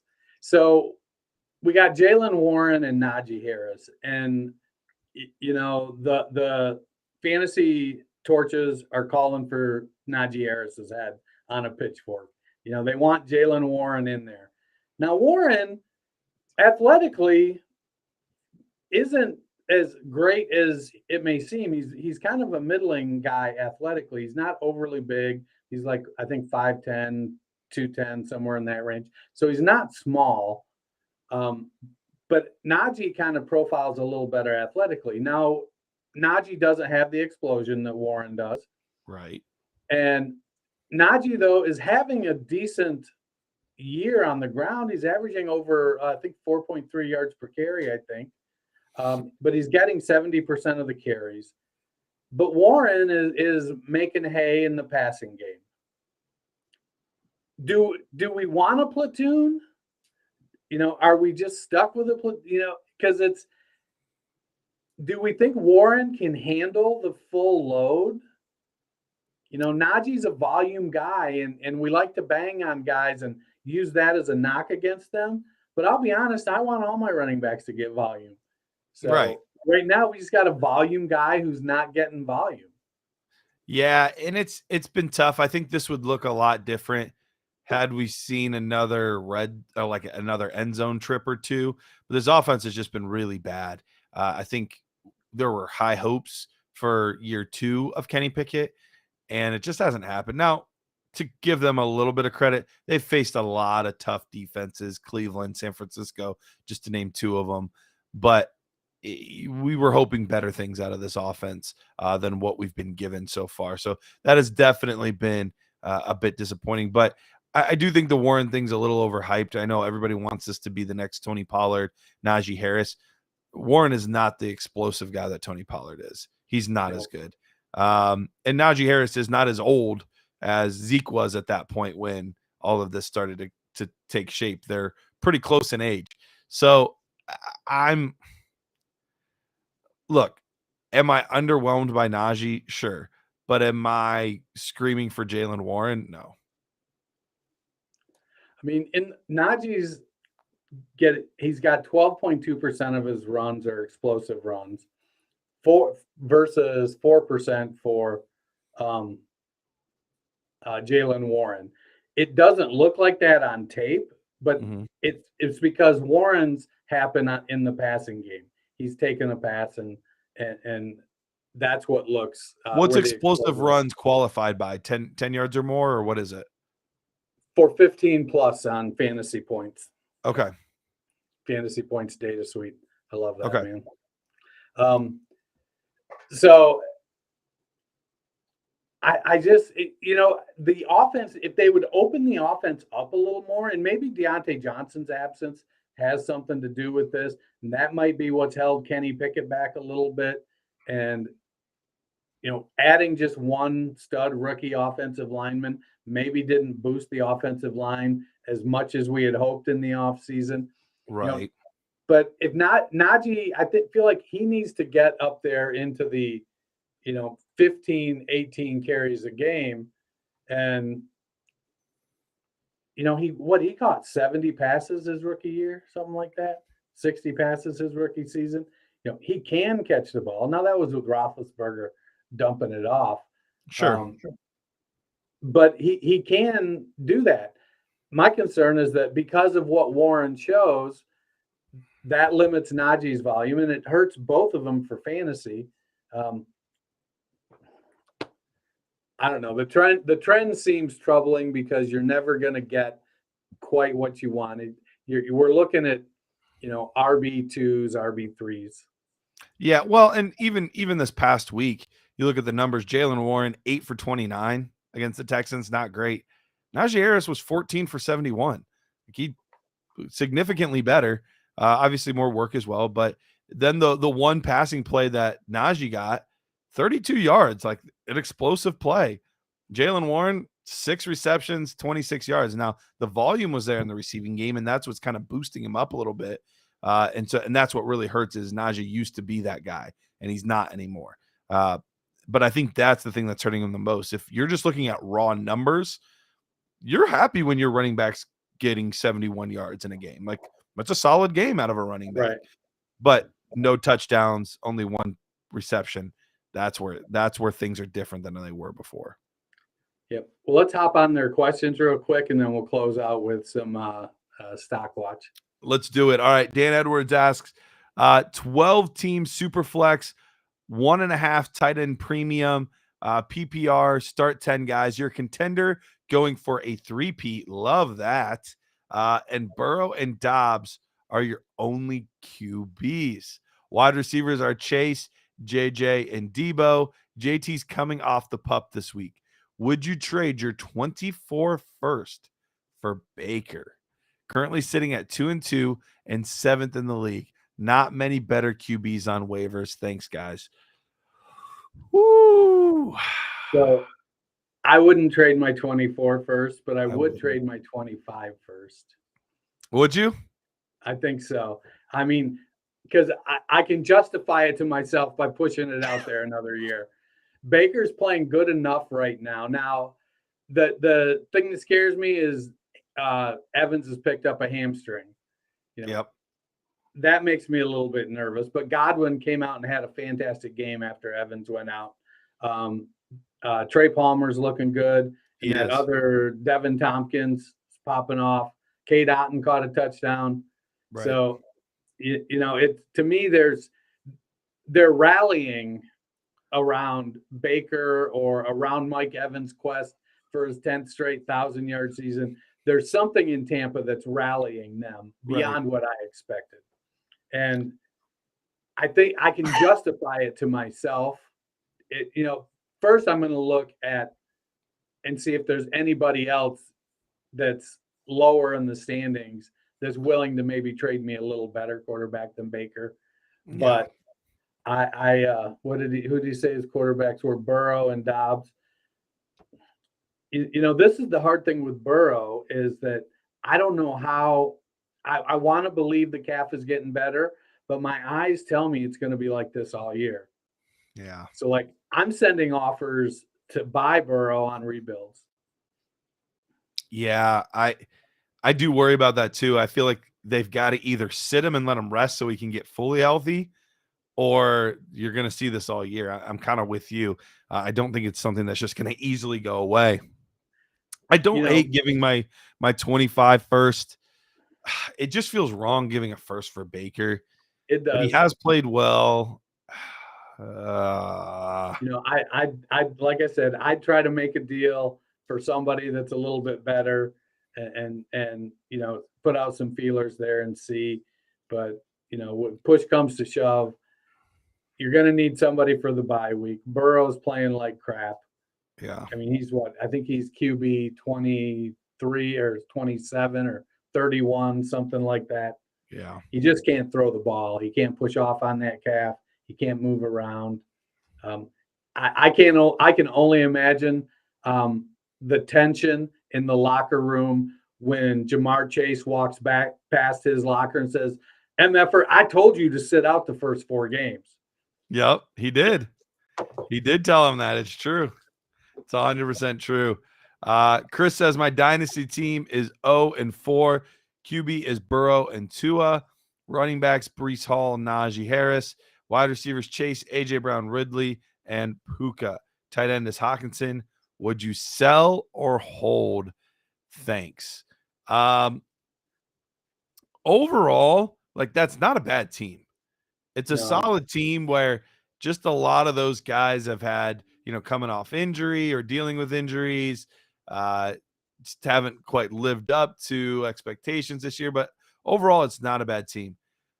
Overall, starting out 0-4, even if you have a really good rest of the year, it's really tough to come back from that big of a hole. It's possible. I've seen it done, but it's really tough to come back and make the playoffs off that big of a hole. That said, I'm not just completely obliterating my team and selling everything. I think you have a good core there. Maybe I would look to sell a Najee or somebody like that. But overall, I'm just going to kind of let this thing ride, get myself a good draft pick for 24 to add to this core and run it back next year. Yeah, if you have your own draft pick with this core, all right, so your team is 0-4. That now I'm in the – so I have a situation where I had a fairly decent team in a league, and I need to rebuild. And I texted you about the Dalton Kincaid trade the other day. Yeah. Because that was part of a deal for me to sell Justin Jefferson. Oh, wow. And I didn't want to sell Jefferson. I immediately regretted the trade as soon as I did it. I have Chris Olave. I've got Devonta Smith. But the draft order is set based on potential points. So you've got to get point scorers off your team. Right. No, I didn't trade. Now, just to be clear, I didn't trade Jefferson straight up for Kincaid. That's not what I did. So, but still, I probably could have gotten more, but it had been an hour of going back and forth. And I was like, I think I sent Monty and I sent Monty Jefferson and a couple older starters, and I got back Kincaid at first, Quentin Johnston, and another young player that I liked. But I'm not going to get the first pick with where my team sat anyways. The hard part was that the trade happened after the Detroit game started, so I actually had to take the 35 points from David Montgomery. Ooh, that hurts. Yeah. All right, let's look at some stock watch here real quick. Zach Wilson is the guy I want to talk about. Started off a little bit rough. We know I don't feel like he's the guy. No. I feel like he's, it's like you were young once, you were dating, there's a difference between Mr. Right and Mr. Right now. So, Zach Wilson is Mr. Right now. What does he have to do to stay relevant? Like, is he playing to make himself a valuable trade asset for next year? Last week he had a 72% completion rate, which was up a lot from where he was the first couple games. Right. 6.28 yards per attempt. Excuse me. Bless you. No, you're good. Happens. And that's up from 5.8 yards per attempt. Well, not great. It's more middle of the road, but it is an improvement. Right. Can he turn himself into a viable candidate for some other team this year, or are we just going to see a meltdown coming? I think it's definitely in the realm of possibility for him to become. I don't know that we'll ever see him be to fulfill what the hopes were when he was the number 2 overall pick. I think those days are pretty well gone. But could he potentially go the Geno Smith route, sit for a while, get the opportunity later on, and make something of it after he's matured a little bit, he's seen some ball, things like that? You see he has some traits. There's a lot of traits that are missing, but he does have some traits that could make him a viable quarterback in the NFL. So I do think that he's at a point where if he can do enough, he could sign on as a bridge quarterback for somebody, or maybe the backup behind another really good quarterback. He can sit for a while, develop, and then maybe in another 3 or 4 years we see him again, and all of a sudden now he's actually an asset as opposed to just, winging it all over the place, turning the ball over, looking like the moment's too big for him. Because, this week what I saw was, he got pressured, but when he scrambled, he didn't look frantic. Like before this year, he looked frantic when he got pressure in the pocket. And this time I saw him scramble out, turn the right way, make decent throws. Not all of them were complete, but he made good decisions. And, I don't know if it's just something that is clicking. He's got one more year on his contract after this. I don't know if they would want to, if they're going to want to trade him. If Rodgers comes back and plays this year, like, him and his witch doctor think he can, then maybe they can move him for, a second round pick or a third round pick because there's never enough quarterbacks. But Sure. I feel like his stock is rising right now based on what he's doing, because I think by and large he had been written off especially by the fantasy community. But he didn't right back? No, he hasn't yet. And I think he's moving into that, could he become a Kirk Cousins? Maybe that's a little high, maybe more like Derek Carr. That might be a little more along the range. So I think his stock is ticking. Yeah, I think his stock is ticking up a little bit, but I don't know how high it is. Speaking of Kirk Cousins, I had him on the list here. He's currently let's talk about him. He's currently QB7, QB9 in points per game. He's in the last year of his contract. He's not likely to be back with Minnesota. He'll be 36 years old going into next year. So we've seen it a couple, Russell Wilson changed teams, struggled his first year. I had somebody else that I'd looked up Derek Carr changing teams, not being great now. He's injured, but still, I feel like Kirk is kind of somewhere between those two guys. And well, we did see Stafford do it, and it worked well, and Brady Right. did it, and it went well. I think Stafford is closer to Cousins than Brady is. Sure. I don't know that Stafford. I think Stafford and Russ are probably fairly close. Sure. So it'll depend on where he goes, but I feel like Cousins is a buy now for a championship run. He's on a team with a bad defense that he's usually going to have to be throwing the ball. Last week he only threw it 19 times, but it's setting up for him to make a run for a new contract, which sets up great for us to make a run for a fantasy championship. I want, and Tyler and I have talked about this, I want Atlanta to trade for Kirk Cousins so bad. I do. I think you put Kirk Cousins in that offense instead of Desmond Ridder, all of a sudden they're the best team in their division, without a doubt. Yeah. And there's enough pieces on that Atlanta Falcons team where over the next 2 or 3 years, with a competent quarterback like Kirk Cousins, I mean, do I think they win the Super Bowl? I don't know about that. That's a little lofty. But are they at least in the conversation? Yeah, they're at least in the conversation with the Kirk They Cousins. could win a playoff game. Absolutely. When you have Drake London and Kyle Pitts, you have an offensive line that was supposed to be good. It hasn't been quite as good as I think people were hoping it would be this year, but there's still time for them to turn that around. You've got arguably the best running back in the game, at least the best young running back in the game. I think Christian McCaffrey still has that best running back in the game on lock for a little bit, but at least the best young running back in the game. And that defense has looked pretty solid. They've done quite a few good things. Jesse Bates is balling out in the secondary for them. So it's a good team. You put Kirk Cousins on that team, it would be interesting. So what are you paying for Cousins and a super flex contender? If I'm a contender, I'm willing to pay the first. I'm willing to pay the second. I don't know if I can pay much more than a first and second just because of his age. So let's say you have 2 firsts and one of them is projected to be somewhere between 4 and 7. Are you willing to give that first, or you want to keep your own, make sure you trade away your own as a contender? Or would you give that higher first? Do I only have to give the first? Well, the first and the second. So, you offer the projected 112 and, 212, and they come back and say, well, no, I want the 17 and 212.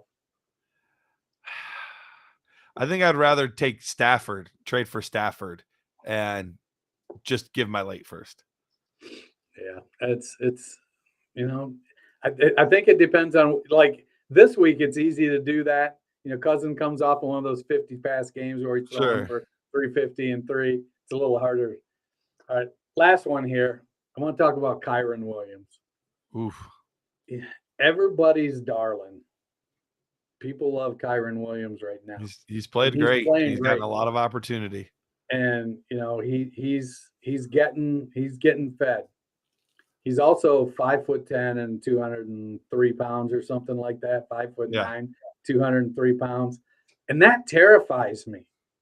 Like, it's great that he's getting the passing work, but they're giving him like 20 carries too. Yeah.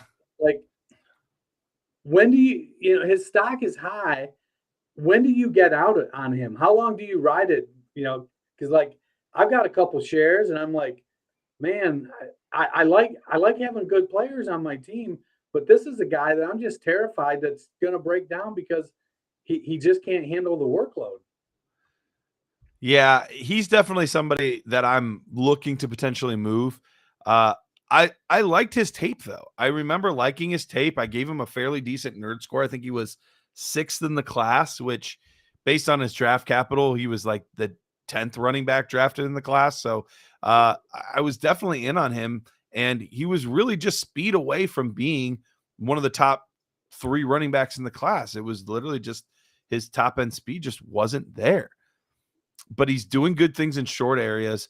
But I understand your concern. And anytime there's a running back that has day 3 or worse draft capital, which would only also be undrafted, but it's not top 2 days, there's always a huge risk of them getting replaced at any moment.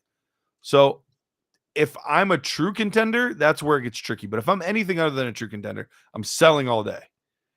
But on a true contender, there's only so many running backs that are healthy. Right. And it's really tough to just give up a Kyron Williams on a contending team. Yeah, I watch the numbers roll in, and I'm like, man, that's nice. And I'm like, boy, man, I got bad vibe on this. Bad vibe. Yeah, he is a tricky one. But that whole team is performing much better than expected.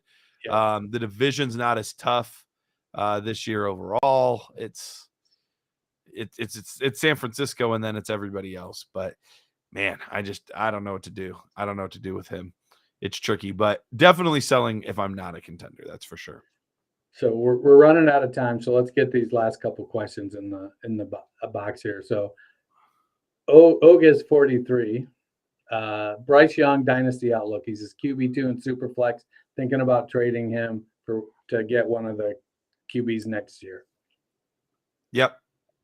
I'm not a Bryce Young guy at all. I think he's shown us for a couple weeks he's not. It's too early to know for sure, but I'm selling.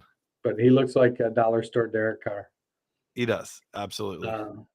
Boy, let's see. Dan said a contender bought Cousins for a 24-second. That's nice. Just 1 second? Yeah, I know. Nuts. Well, dealing. For sure. Well, Dennis, this has been fun, man. Appreciate you putting all this work into the stock watch and trend spotting and all that kind of stuff. Remind all the good folks where they can find you and anything you're working on. So I am at culture_coach on the X machine. I almost call it the Xbox every single time. Do it. It's called the so Xbox. I'm a culture_coach there. Dynasty Nerds in the back room, editing articles, pumping those out. We're getting ready to start our first 2024 rookie mock. Should be out by the end of the month. We'll do them monthly for the next couple months as the season goes on, publish those articles. And look out for Stephen Pintado's the Script to Fantasy Success article. Yep. No, he does a great job. You can find me out there on the Xbox. I kind of like that at Dynasty Price, answering questions, trades, all that kind of stuff. Also got I got too much to talk about. Come back next week at Dynasty Price here on the Better Sports Network. We'll see you then.